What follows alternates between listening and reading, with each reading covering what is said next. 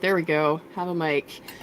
Good morning. Happy morning. It's morning coffee time. It is Thursday. There's yay for some people.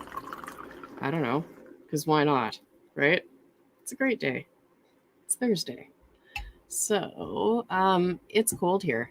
I kind of wanted to start by being extremely grateful to my wonderful husband who drove the kids to school today because it's actually cold, even by my standards. So, how cold is cold? Let's find out. It is cold as cold can be. It's colder here than Yellowknife. Really? Really? Well, at least Whitehorse is colder. That makes sense. There's an extreme cold warning. It says it is cold. There's a wind chill of minus 47. That is cold. It says it's minus 38. So that means that with the wind, it's actually real cold. If it's like right up till about minus 35 or so, it's cold, but whatever, I don't really care. Once it gets into the higher minus 30s and then you put a wind on top of it, then you start caring. That's like you touch the doorknob without mittens on and your hand freezes to the doorknob and then it's bad time. It's that kind of cold. So that's where I'm at this morning.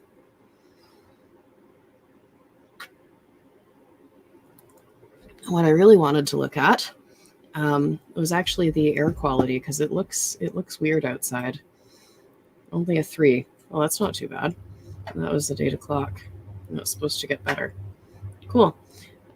Yeah, because it looks frosty, foggy. I don't even like. Can you even call it foggy when it's this cold? I don't know, but there's something out there affecting visibility. And my guess was, well, everybody's got their furnaces on. They were saying that it was a record month last month for energy use in the province. And this month is aiming to be about the same. So I don't know. You want to say global warming? Global warming, the flip side of that is also global cooling. We had one of the hottest summers on record last summer, and we are now having a very cold winter. So, it's a thing.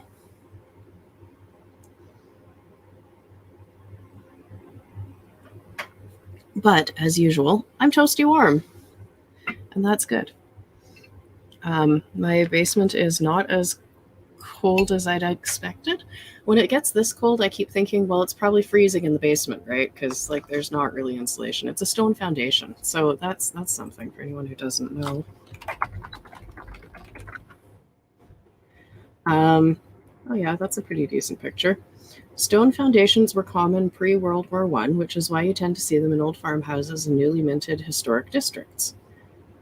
Newly minted historic districts. I mean, it has a newly designated historic status, because if it's newly made, they shouldn't still be using stone foundations. The foundation is composed of stones, obviously, with mortar filled between them and spread over top to bind them together in the walls that make up the home's foundation. And in between the stones are smaller stones, and in between the smaller stones is sand, and blah, blah, blah, blah. Ooh, are they better than concrete? Isn't anything under 0 really, really cold? Actually, no, you'd be amazed. Okay, I'm going to qualify this. If you don't have central heating, anything under 0 is really, really cold. Um, I've been a few places actually where it's been approaching 0 and they haven't had central heating and it's been darn cold. Australia was one of those places. I was in southern New Zealand when springtime was starting, and the place I was staying at turned off the boiler and it was cold. And that other place, Vietnam. I was up in northern Vietnam in the winter, and it was humid and chilly. And there was nothing as culturally entertaining as not speaking Vietnamese and trying to go to a small town market to find long underwear. They tried to sell me every feminine product under the sun except for long underwear. Because I saw somebody had some and it was made of wool and it looked so warm and I just really badly wanted it because I was freezing, right? And the place we were staying at didn't have any hot water, and so it goes on and on. And I did finally find the long underwear, but it was a shopping trip to remember. That marketplace was great, and the people were so friendly, even though we didn't have a clue what we were each talking about. I should have just drawn a picture. But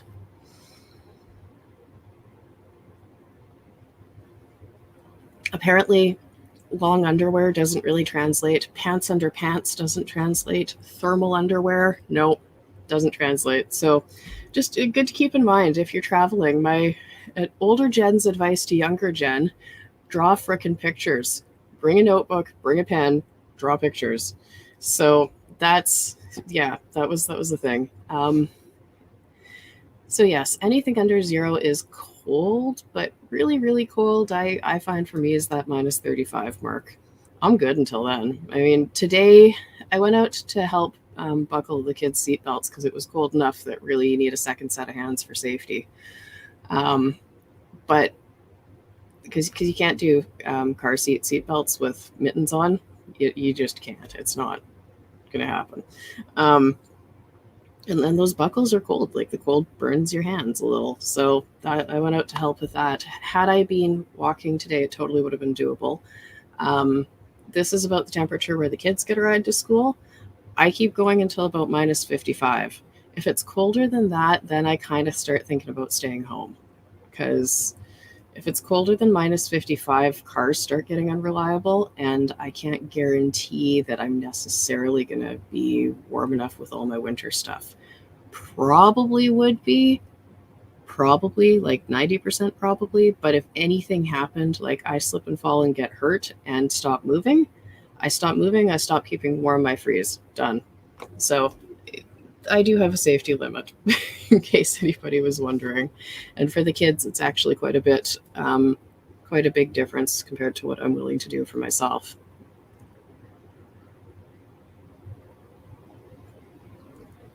So natural stone is by far the most durable.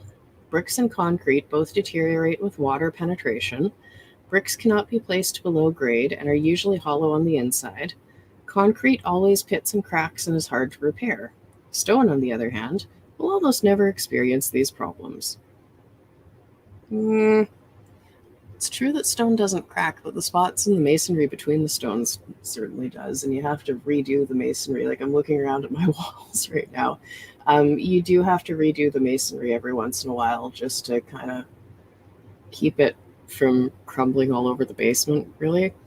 It's pretty impressive, though, that it's here. But I would have assumed, given that I have a stone foundation, that my basement would be cold. But I think maybe it takes a few days to catch up to the outside. Because right now, it's pretty nice down here. I am not complaining. I'm not chilly.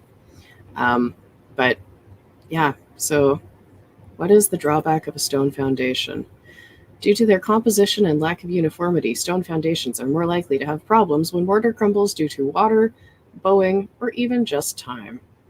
Well, yes, because then you have to slap on a ton more mortar in order to keep things stable. I understand this. Can you finish a stone foundation basement? A well-built stone wall can always be repaired with less trouble than concrete.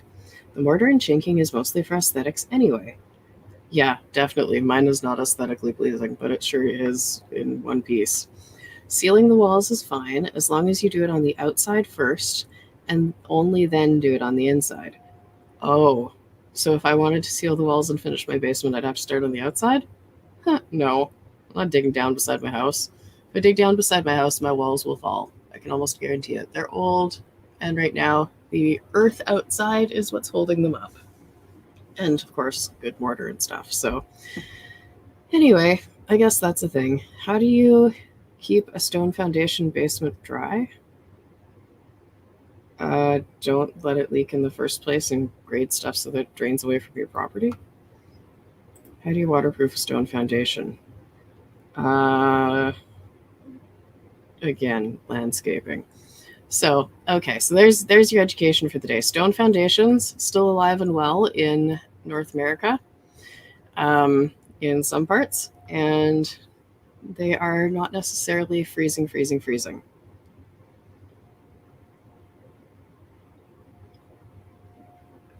What I am curious about, though, is the effect that a newer basement would have on a heat in a house of this vintage. And I can actually test that this year.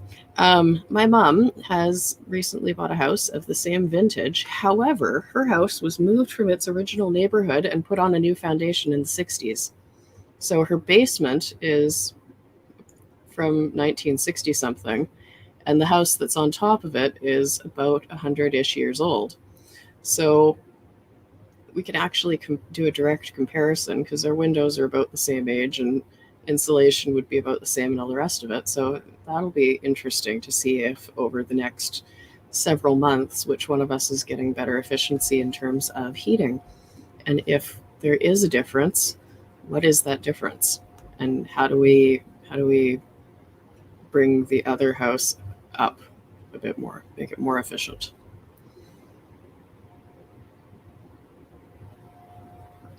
These are the things that keep me up at night. Very basic. It's wonderful. Really wonderful. So, on that joyful note, what is the vintage of your house? If you're comfortable sharing, because I'm always curious. I've the only two houses I've ever owned have been old as dirt. They are both 100-year-old houses, which is moderately impressive considering that my city is barely 100 years old. So I have some heritage property here. The house that I'm in currently was the teacherage. There's a school across the road, and originally, way back when the school was built, they built a house for the teacher to live in because that was just what they did then, I guess. The teacher needed somewhere to live. Anyway, that's the house I have. So it has historical significance, which is it's cool.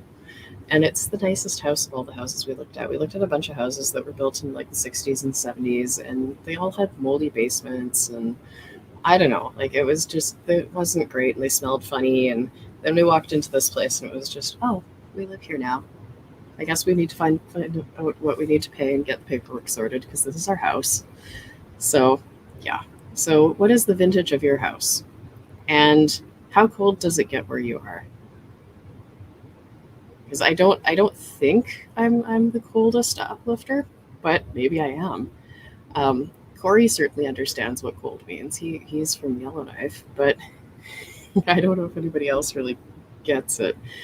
You start talking about large negative numbers, and everybody's like, "That's just really cold. I don't understand." So I don't know. Come for a visit.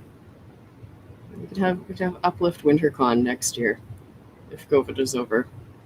We can have WinterCon and we can hang out and go tobogganing and have hot chocolate and stuff. And it could be fun. It could be a lot of fun. See if anybody else knows how to build snow sculptures. That's the thing that we can do here in the winter. So, yeah. I wanted to talk about a thing here.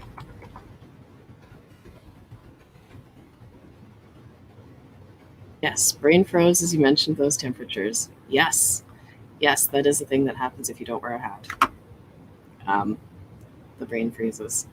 I wanted to talk about the thing that's coming up here. So I'm looking at the Uplift World's drop site on Nifty Blocks, and there's lots of cool stuff. There are postcards galore. So if you have not checked out all the postcards yet, I would highly recommend it. There's some fun builds here.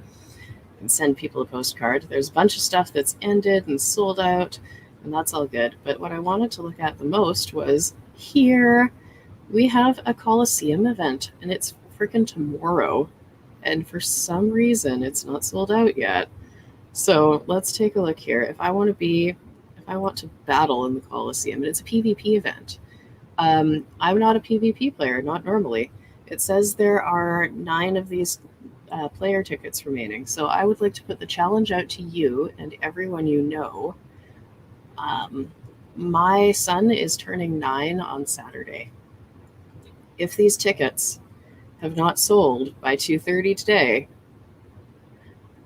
I'm getting one for me and I'm getting one for him. And then I'm going to go grind hard and get another good set of armor for him, because right now he has decent but not amazing armor. That would be an epic birthday present. But right now there's only one person who we'd be battling. I mean, what kind of battle is that?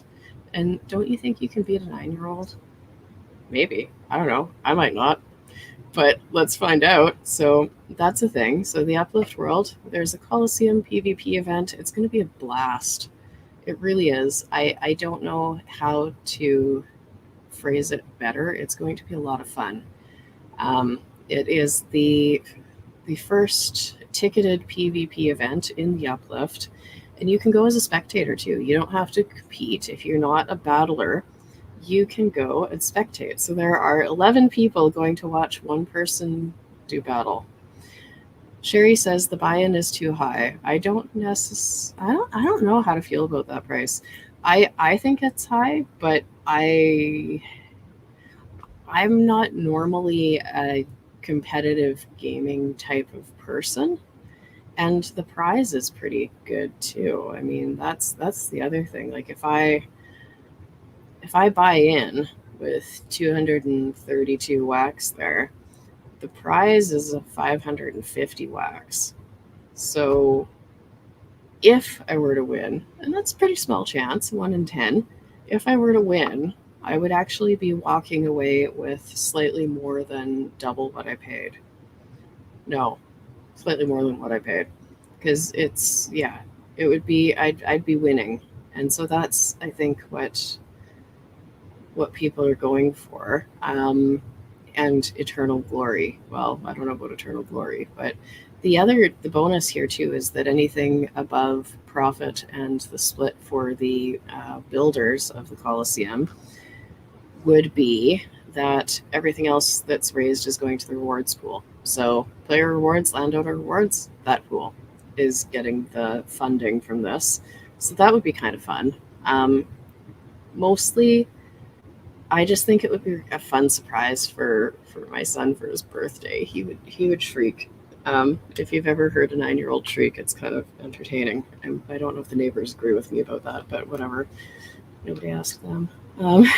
So this is a thing. It's happening. Friday the 7th, 6 p.m. Eastern. That's right at my supper time, so you know I am dedicated if I'm thinking about giving up my family supper time to go do a PvP thing, and I'm not even a PvP person. I am challenging everybody else out there. If you get there before me, you get there before me. But if there's still tickets left this afternoon, I'm in. And y'all better at least show up and watch me die an epic death. There are two ways it can go. You win or you die an epic death.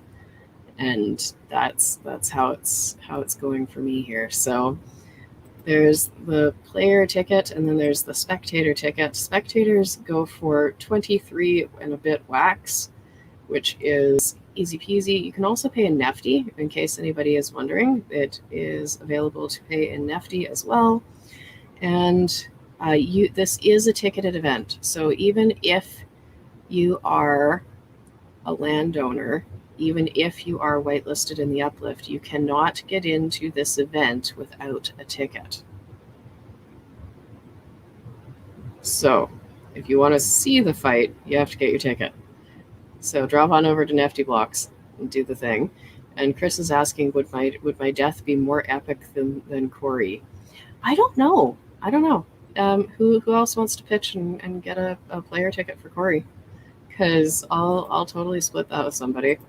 If we got 10 people to pitch $10 each, we could get a player ticket for Corey and we could battle him and see how epic his death is. And it would be, it would be live streamed, and there'd be lots of shrieking, and it would be hilarious. So, if anyone's in on that, just let me know. Send me a message, because I'd happily do that. I think it would be funny. And yeah, entertainment. Always up for entertainment. If we can't entertain you with a decent battle because none of us really do PvP, at the very least, we should be providing comedy. So what are you going to expect from this event? Maybe it'll be epic battles. Maybe it'll be comedy. Maybe we're all going to look at our friend Heifer over there in his god armor and good weapons and be like, I'm going to be like you one day. And then die? Maybe. But it's an event that's happening and we should all go.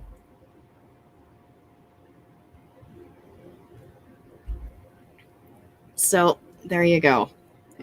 Links for this. It's I'll just put it in the comments here.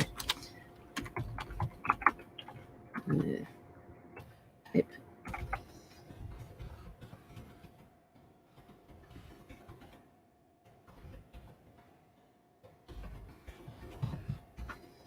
Okay, so there's the link in the comments for the drop so that you can go get yourself some tickets. If you need the link, it's in the announcements somewhere in the Discord. It always is. It's been all over my Twitter. I will post again on the Twitter because it's going to be fun. So get yourself tickets. If, assuming there are tickets left this afternoon and I'm going to battle, you better believe I'll be live streaming it because it's going to be funny. If you think watching me do donuts at the practice track for the Swap Lift Cup was funny, this is going to be more funny. I can almost guarantee it. That's, I think, it for today.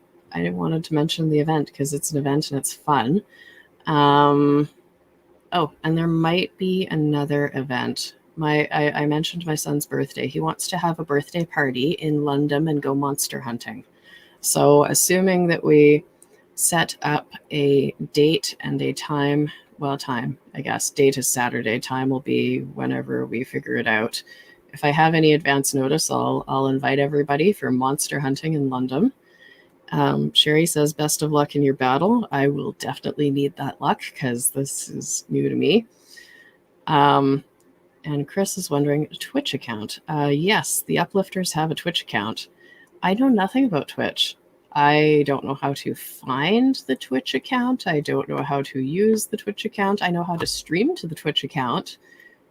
I've never used Twitch. I've never watched anything on it. I'm new, really new. Yeah, so apparently we have a Twitch account. Share it far and wide. I don't know, let's get some viewers and stuff. And one day when I learn how to check comments, I'll go look there. And like, if anybody's been trying to comment there, I'm sorry if I haven't replied. I didn't even think about checking until now. That's that. So see you all tomorrow. Morning coffee will resume. It'll be Friday. It'll be wonderful. Friday's always wonderful. And have a fabulous Thursday. If you live anywhere near me, don't go outside. Stay in today. Enjoy inside. Inside is warm. Stay warm. On that note, bye-bye.